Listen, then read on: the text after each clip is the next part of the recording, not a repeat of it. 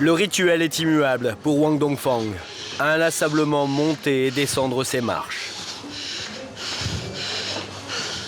Qu'est-ce que tu fais là? Je fais du sport en montant les escaliers. Et pourquoi tu es venu ici? J'étais tellement gros, je ne pouvais plus aller à l'école, ni même travailler. Et là, c'est fatigant? Évidemment que c'est fatigant. Wang Dongfang, 22 ans, pèse 160 kilos.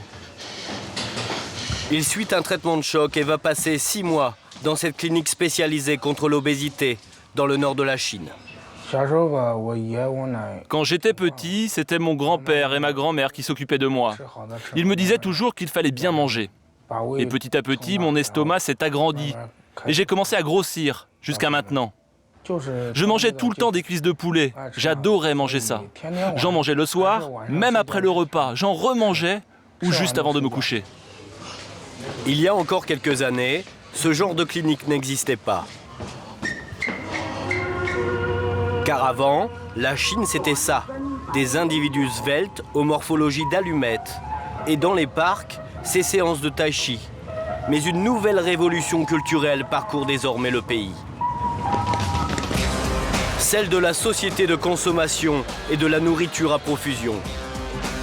Sous le regard bienveillant de Mao, c'est le grand bond en avant, mais sur la balance cette fois. Partout dans les villes, fleurissent des fast-foods à l'occidental, ouverts 24 heures sur 24. Et on y mange dès le plus jeune âge. Les saucisses, les hamburgers, les pâtisseries détrônent maintenant la nourriture traditionnelle. Et dans les rues, les citadins ont troqué leur vélo pour la voiture, symbole de richesse. Moins d'activité physique, y compris pour les jeunes. Car beaucoup passent désormais des heures à jouer et grignoter devant les ordinateurs. La Chine est le pays du monde où le nombre d'obèses augmente le plus vite. Il serait déjà près de 100 millions et les enfants sont en première ligne. Wang Tao, 34 ans, est institutrice. Son fils, 9 ans, est déjà en surpoids. C'est un pur produit de cette nouvelle Chine. Ce n'est pas sa mère qui fait les courses, mais c'est lui qui décide ce qu'il mange. Gâteaux, sucreries et soda. Ils ont beau habiter dans une ville de province, à Changchun, à 1000 km au nord de Pékin, les tentations sont grandes dans le supermarché. Des confiseries jusque dans l'escalator. Plus de sucre, mais aussi plus de graisse et de viande. À son âge, sa mère n'avait pas le même choix dans les magasins. Par exemple, ces chocolats-là, quand j'étais petite, on n'en mangeait presque jamais. Et puis, tenez, ces biscuits très sucrés, quand j'étais jeune, ça n'existait même pas. Avec l'obésité, la Chine découvre des pathologies jusque-là inconnues, comme le diabète, et les maladies cardiovasculaires explosent. La politique de l'enfant unique voulue par le parti n'a rien arrangé, c'est le règne de l'enfant roi. Dans les familles, en Chine, on n'a le droit d'avoir qu'un enfant, vous savez. Alors on a toujours peur qu'il ne mange pas assez. Et du coup, on ne limite pas ce qu'il mange. Et même, plus il mange, plus on est content. Et puis, tout à coup, on n'avait pas imaginé qu'il pouvait devenir gros. Et il doit maigrir. Pour lutter contre l'obésité, certains Chinois utilisent leur médecine traditionnelle, avec des méthodes parfois très surprenantes. C'est le cas dans cette clinique, l'une des plus réputées du pays. Wang Dongfang, c'est l'heure de votre soin. Quand il a fini de monter et descendre les escaliers, Wang Dongfang a 2 séances de soins par jour. Et la première aurait de quoi faire fuir plus d'un patient. Tu as vraiment beaucoup maigri, hein? T'as perdu combien? 7 kilos? 8 kilos. 8? Ah bah c'est beaucoup mieux que ce qu'on avait espéré. Tu te sens comment? Ça va un peu mieux. Et tes jambes, t'as encore mal? J'ai du mal à bouger. Là, on prépare le traitement. On installe, et puis ensuite on va l'allumer. Vous allez mettre le feu? Oui, c'est une technique traditionnelle avec du feu.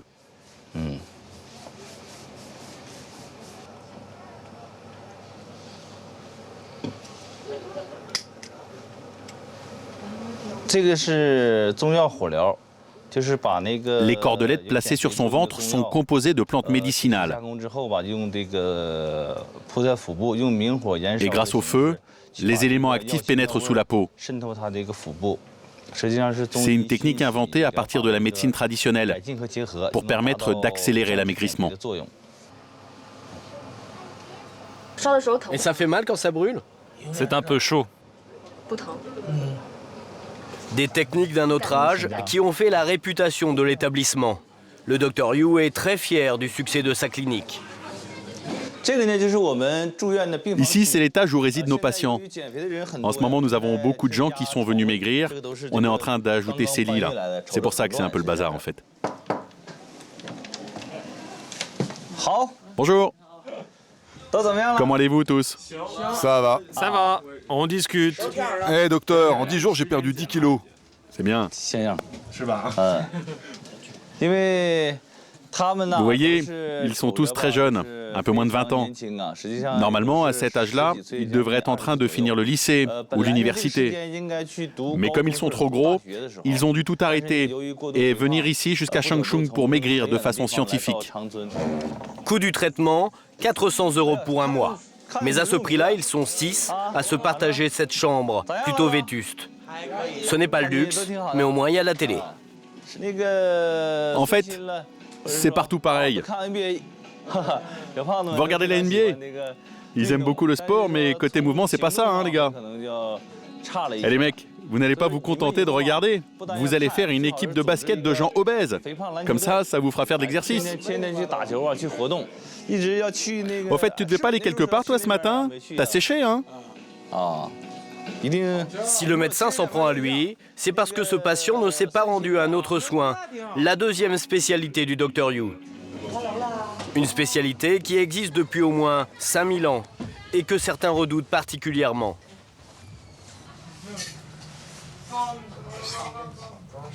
L'acupuncture.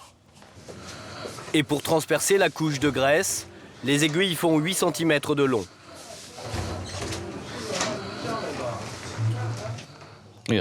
Ça te fait mal, là?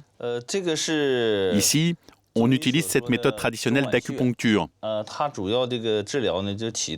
En stimulant avec les aiguilles certaines parties du ventre, on arrive à diminuer la sensation de faim, car les gens obèses comme lui ont tendance à manger énormément.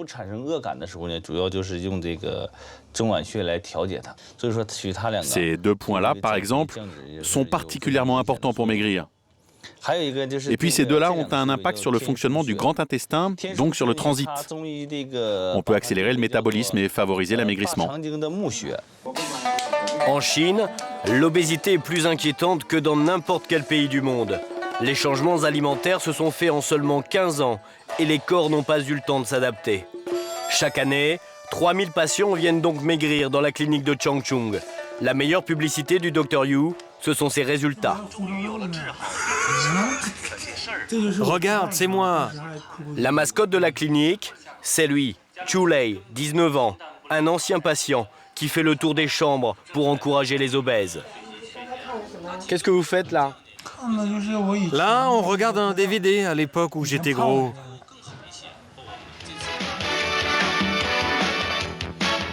Toutes les télés du pays étaient venues filmer Chulei à son entrée à la clinique.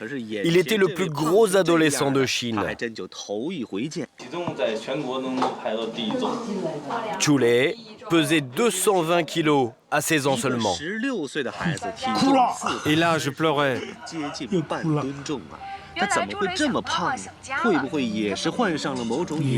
Et tu pesais combien à cette époque-là?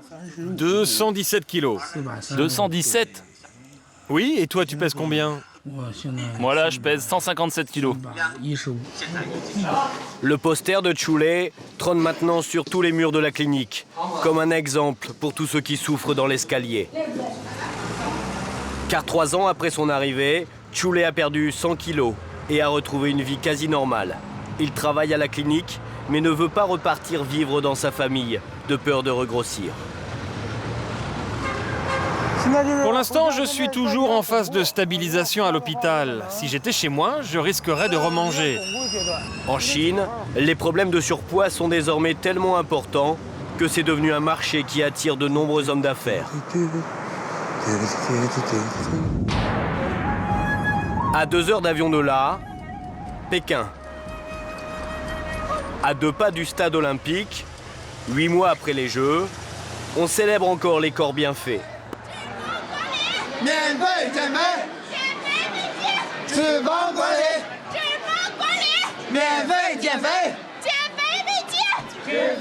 C'est le congrès international de lutte contre l'obésité. Des pilules multicolores en tout genre, des traitements issus de la médecine traditionnelle chinoise, des machines électriques et clignotantes pour stimuler les abdominaux. Les milliers de visiteurs trouvent ici toutes les méthodes possibles et imaginables pour lutter contre le surpoids. Et au détour d'une allée, il y a même, paraît-il, le produit miracle. C'est un produit que j'ai inventé moi-même, à base de bambou. Notre record, avec une seule boîte, quelqu'un a perdu 12 kilos. Du bambou et même le café qui fait maigrir. Le nom de notre produit, c'est le café qui répare le corps. Et ça fait vraiment maigrir, hein. On le vend depuis 5 ans. Ici, il y a 10 millions de personnes qui en boivent. L'imagination des exposants est parfois à la limite du bon goût. C'est un traitement pour maigrir par le vagin. Notre produit contient une mousse avec une enzyme qui permet de faire perdre le surpoids causé par un dérèglement des sécrétions hormonales chez la femme. Et ça lutte aussi contre les boutons sur le visage. Si toutes ces méthodes se développent, c'est aussi parce que certains Chinois sont prêts à dépenser beaucoup d'argent pour maigrir. Dans la banlieue de Pékin, pour Lin Lin, c'est un grand jour. Elle a traversé le pays avec sa mère et sa grand-tante. Elle vient passer 1 mois et demi dans un centre spécialisé, une sorte de camp pour maigrir. Son objectif, perdre 20 kilos. La famille de Lin Lin appartient à la classe moyenne. Le séjour est facturé 2 000 €. Cela représente 1 an de salaire pour un ouvrier chinois. Ce sont les parents de Lin Lin qui paient.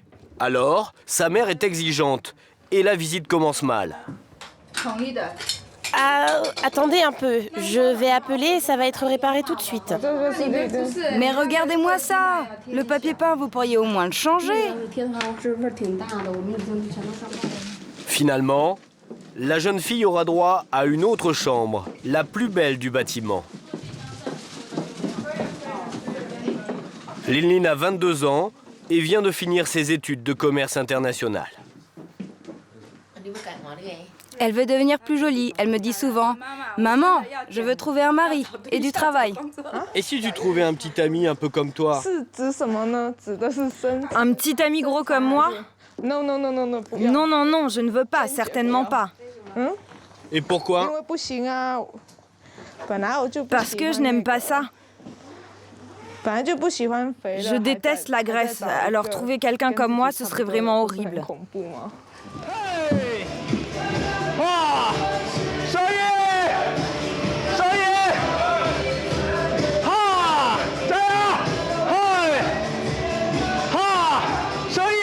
Voilà ce qui attend Lin Lin.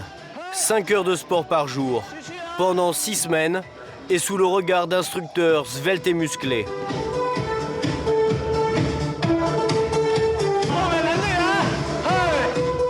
Et pour être sûr qu'elle suive bien le programme, normalement, elle ne devra pas sortir du camp pendant toute la durée du séjour. Ici, pas de méthode ancestrale. Le step a remplacé l'escalier. Les professeurs retaillent les silhouettes à coups d'exercices physiques. Ils sont 6 000 chaque année à venir s'inscrire dans ce camp. Song, lui, avec ses lunettes, 24 ans, est un récidiviste. C'est la 3e fois qu'il vient au camp. Il est arrivé il y a 10 jours et il pèse 164 kilos. J'ai pesé 175 kilos et je suis même monté jusqu'à 176. Tu as donc perdu en 10 jours? J'ai perdu 10, 12 kilos quand même.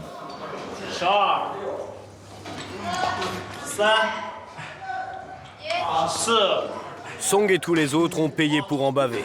La discipline se veut quasi militaire. Lever tous les matins à 7 heures, atelier obligatoire. Cette jeunesse dorée transpire sur des appareils de sport dernier cri. Mais ce jour-là, Song a un souci avec l'un d'entre eux. Ça ne va pas. Dès que je monte, la machine s'arrête. C'est trop lourd. Visiblement, ce n'est pas son jour. Après la machine qui casse sous son poids, la suivante a un problème électrique.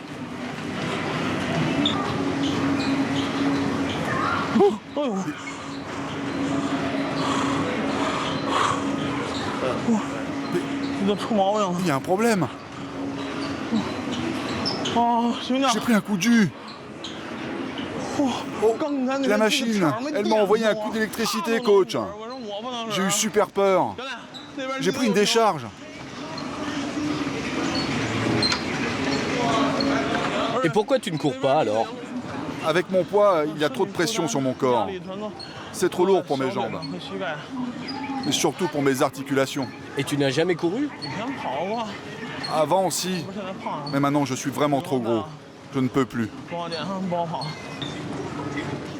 Surtout ne pas se fier à l'ambiance centre de fitness et grand hôtel. Song et les autres jeunes gens sont en réalité enfermés. Un effort nécessaire pour sortir de leur situation douloureuse. Vous voyez, ça c'est ma veste. Et regardez la taille. C'est du 6XL. Et ce n'est pas trop dur pour vous deux de ne pas sortir du camp?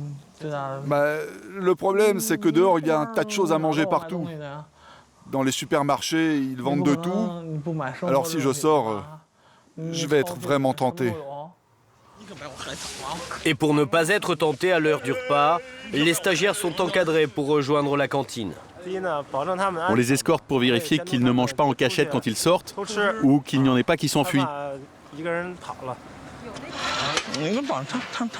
Au menu ce jour-là, principalement des légumes et du riz blanc. Mais Song fait la fine bouche. Si tu le pouvais, qu'est-ce que tu aurais envie de manger? Du porc sauce barbecue. Et puis du porc recuit. Et du canard laqué.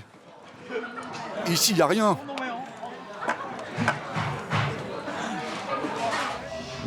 Il y a des gens qui sont sortis? Non. Ok, personne. Régulièrement, l'entraîneur en chef fait sa ronde. Il contrôle que tout le monde est là. Pour nous prouver l'efficacité de sa méthode, il veut nous montrer le tableau d'honneur du camp. Par exemple, regardez cette personne. Voilà la photo quand elle est arrivée. Et ça, c'est quand elle est sortie. En une session, elle a perdu 24 kilos. Dans les cas les plus manifestes, il y a aussi ce garçon-là. Il a fait 2 stages. Il a perdu 36 kilos. Et il y en a qui reprennent du poids après? Oui, ça arrive. Il y a une partie des participants qui, une fois rentrés chez eux, ne se contrôlent pas. Et finalement, ils doivent revenir ici pour reprendre leur entraînement. 10 jours ont passé. Nous sommes retournés au camp de l'amaigrissement pour mesurer les progrès des élèves. Mais ce matin-là, 2 d'entre eux manquent à l'appel. Hé, aidez-moi à le porter. Song n'a plus vraiment envie de faire ses exercices. Et il n'a quasiment rien perdu en poids.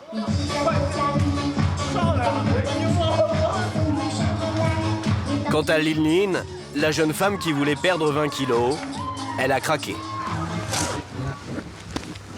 Qu'est-ce que tu fais là, Lin Lin? C'est l'anniversaire de ma mère, je rentre à la maison. Elle te manque, ta mère? Bien sûr qu'elle me manque, sinon pourquoi est-ce que j'aurais décidé de rentrer comme ça, subitement? Lin Lin nous assure qu'elle reviendra finir sa cure d'amaigrissement plus tard. Mais en Chine, il y a au moins 4 filles qui ne tiennent surtout pas à perdre du poids. Bien au contraire. Leur obésité, elles en ont fait un atout. Vous les avez déjà vues, ces filles? Oui, à la télévision, mais je ne sais plus très bien qui elles sont. Et qu'est-ce qu'elles ont de particulier? Franchement, elles sont toutes très grosses. Elles sont chanteuses, le nom de leur groupe, la demi-tonne.